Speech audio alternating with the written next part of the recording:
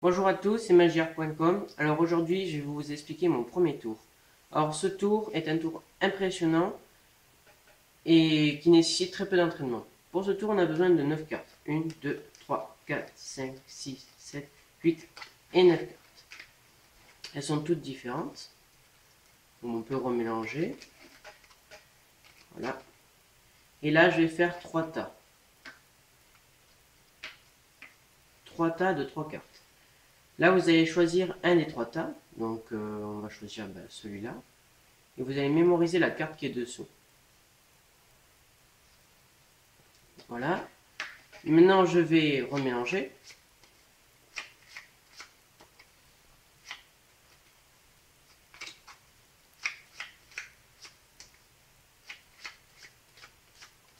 Voilà, je pense que c'est bon. Et maintenant, on va choisir une carte au hasard. Alors là, je pense au valet de trèfle. Donc, je vais épeler le valet de trèfle. V-A-L-E-T D-E T-R-E-F-L-E.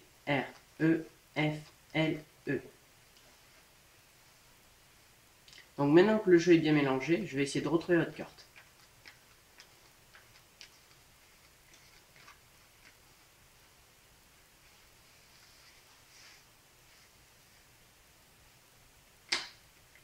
Votre carte était celle-là. Impressionnant, non?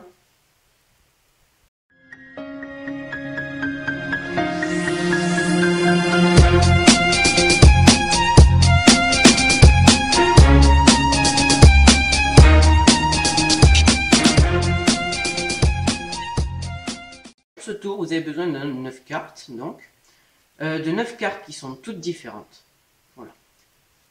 Là, à ce moment-là, vous allez faire 3 tas de 3 cartes. Vous dites à votre spectateur de choisir un des 3 tas et de mémoriser la carte qui est dessous. Donc là, on va prendre celle-ci. Donc, vous lui dites de mémoriser cette carte qui est le roi de carreau.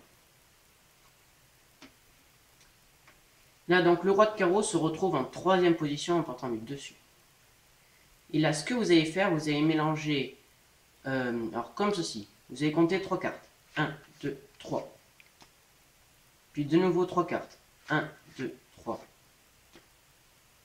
De nouveau 3 cartes. 1, 2, 3. Là, vous allez compter 4 cartes. 1, 2, 3, 4. Et là, vous allez compter 6 cartes.